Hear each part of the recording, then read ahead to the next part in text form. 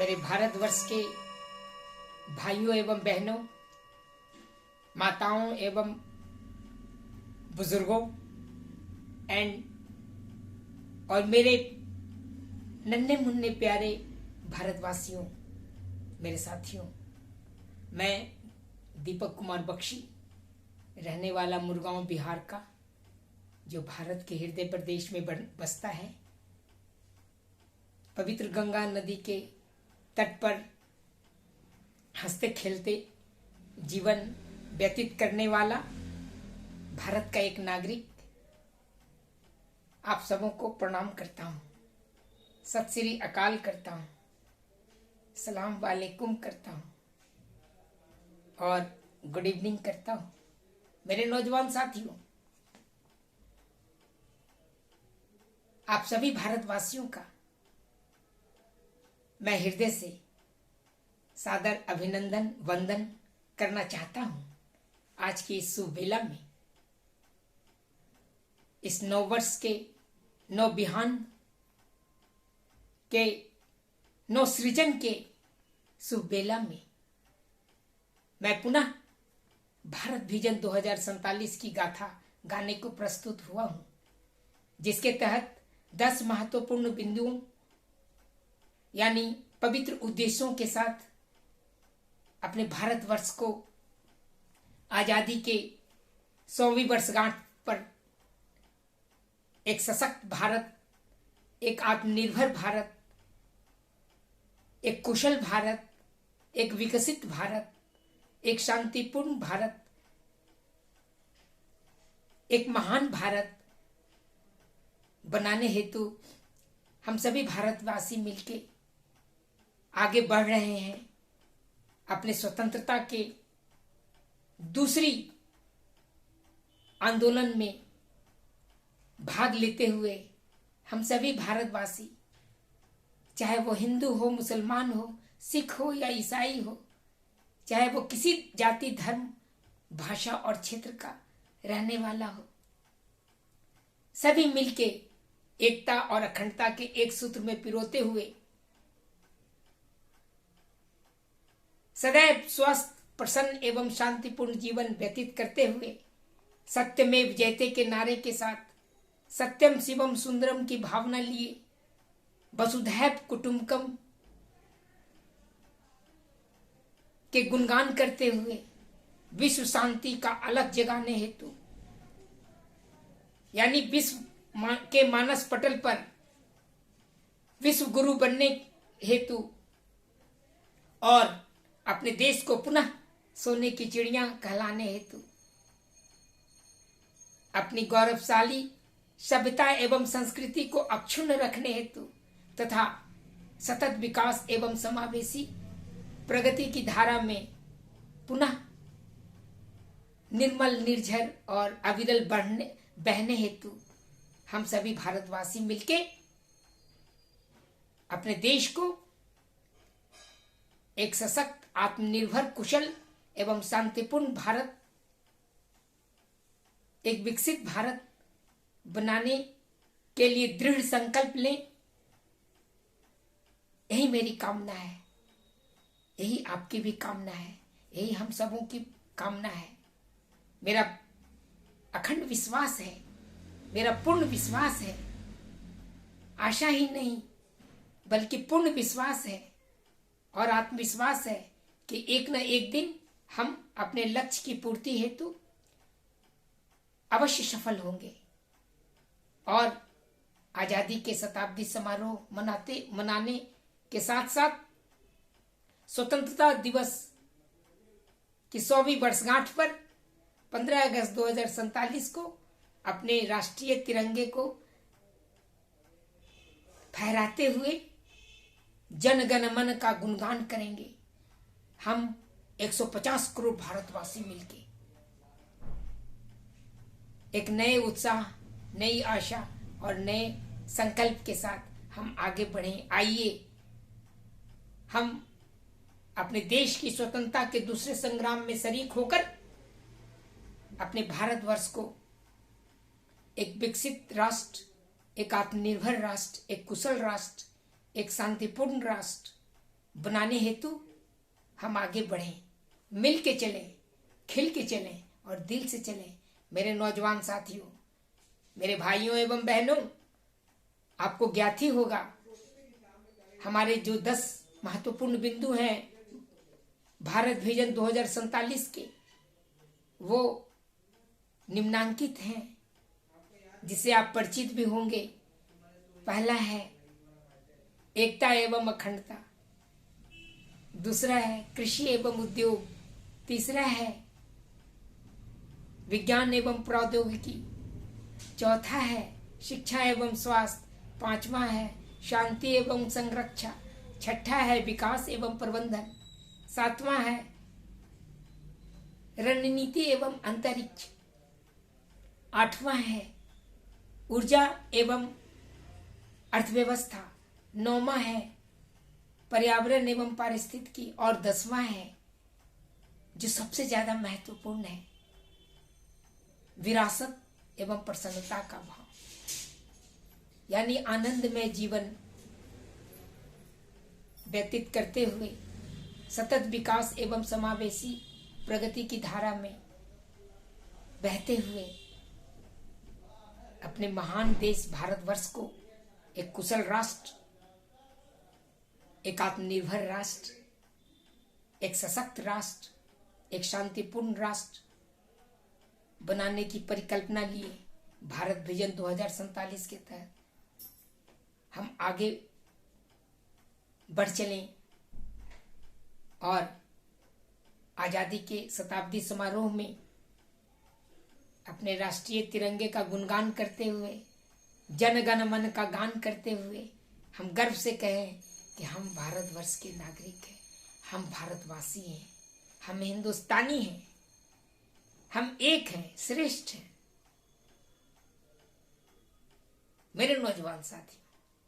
आपको मालूम ही होगा किसी भी देश की एकता और अखंडता उसके विकास का पहला बिंदु है। जब हम एक होंगे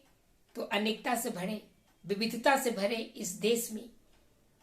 एकता का गीत गाएंगे, तभी हम अखंड रह पाएंगे। हमारे 150 करोड़ भारतवासियों के हृदय में एकता और अखंडता का नारा बुलंद होना चाहिए। हमें नई आशा, नई विश्वास और आत्मबल के साथ मिलजुल कर आगे बढ़ना चाहिए और सतत एवं समावेशी विकास की धारा में सदैव आगे बढ़ते रहना चाहिए। तभी हम एक विकसित भारत की परिकल्पना को साकार कर पाएंगे। मेरे नौजवान साथियों, किसी देश की उन्नति के लिए कृषि एवं उद्योग की सफलता अति अनिवार्य है। आपको ज्ञात ही होगा आजादी के बाद से जो हरित क्रांति के तहत हम खाद्यान्न के क्षेत्र में आत्मनिर्भर बन पाए हैं, उसे द्वितीय हरित क्रांति के तहत आगे बढ़ाना है और खाद्यान्न के क्षेत्र में न केवल अपने देश के लिए बल्कि पड़ोसी देशवासियों के लिए भी खाद्यान्न उपलब्ध कराना है, ताकि कोई बच्चा भूखा नंगा नहीं सोए, कोई बिना शिक्षा और स्वास्थ्य का नहीं रहे, कोई बिना भोजन वस्त्र आवास का न रहे। ऐसी मेरी परिकल्पना है और ऐसी ही परिकल्पना भारत विजन 2047 का है। मेरे नौजवान साथियों, कृषि के साथ उद्योग की सफलता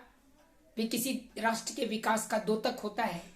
हम गांव के कुटीर उद्योग से लेकर शहरों और महानगरों के बड़े बड़े और मंझोले उद्योग को सार्थक सिद्ध करने में सदैव तत्पर रहे हैं और हमें उद्योग के क्षेत्र में सदैव निरंतर आगे बढ़ते रहना होगा। नए तकनीक के सहारे, नए विधा के सहारे, नए नवाचार के सहारे, तभी हम एक विकसित और कुशल राष्ट्र बनाने में सार्थक और सफल सिद्ध हो सकते हैं। मेरे नौजवान साथियों, कृषि एवं उद्योग के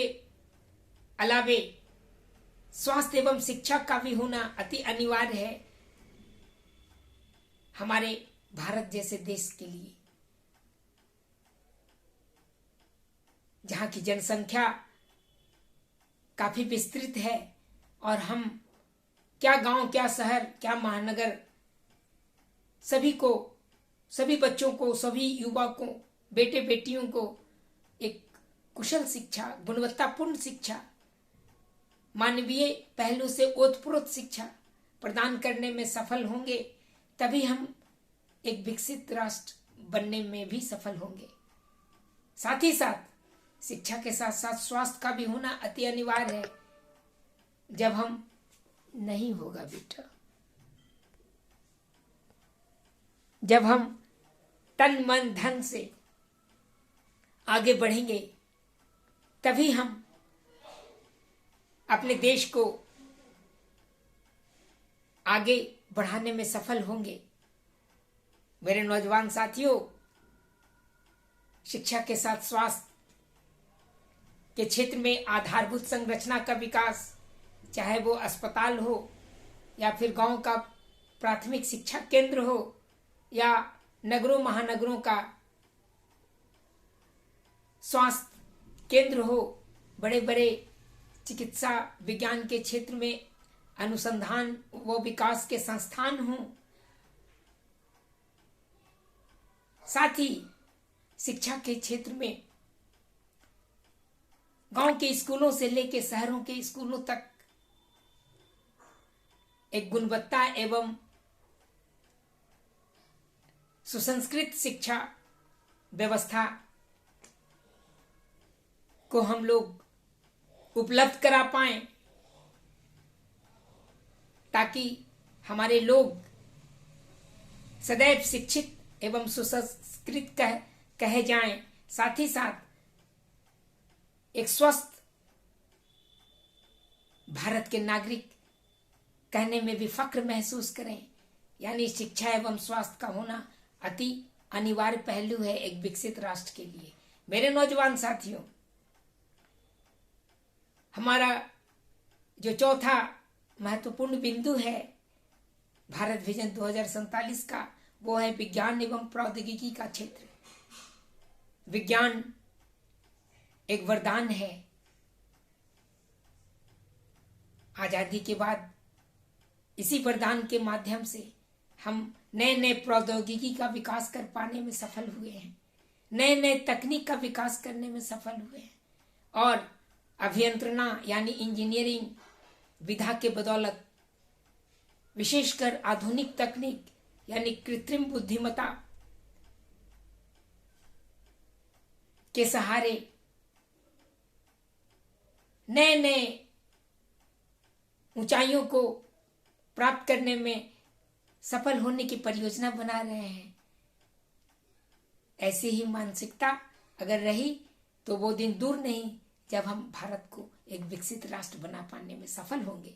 यानी विज्ञान एवं प्रौद्योगिकी की भूमिका किसी भी देश के लिए, किसी भी राष्ट्र के लिए एक विकसित होने के लिए अति अनिवार्य है। मेरे नौजवान साथियों, पांचवा जो केंद्र बिंदु है वो शांति एवं संरक्षा का। आपको ज्ञात ही होगा,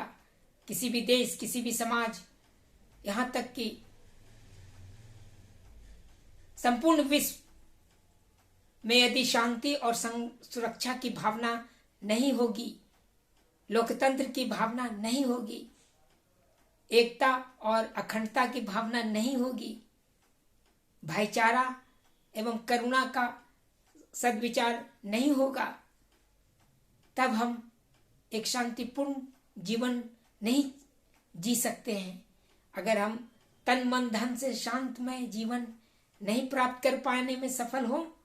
होंगे तो हमारा देश एक शांतिपूर्ण, एक सशक्त और एक विकसित राष्ट्र नहीं बन पाएगा।